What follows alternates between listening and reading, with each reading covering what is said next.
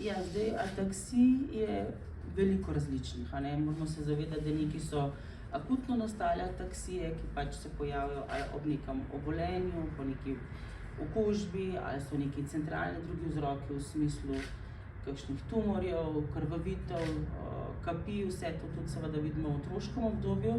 Potem imamo pa drug spekter ataksij, ki so pa te malo bolj počasi razvijajoče se, te kronične, za katere je pa dosti ataksij posledica nekih genetskih dejavnikov oziroma genetskih napak.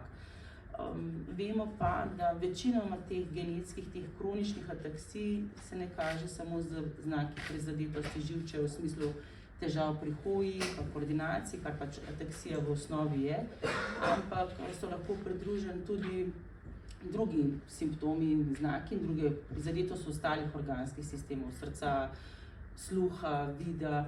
In v tej luči je pa potem pomembno, da se, če se le da, opredeli genetsko ozadje ataksije, ker vemo, da v sklopu določenih genetskih ataksij se potem pojavljajo drugi simptomi in lahko prizadetost drugih sistemov. In če vemo, kaj pričakovati, lahko pa tudi to ustrezno ves čas spremljamo, in da se potem, v kolikor težave nastopijo, lahko hitro ukrepa.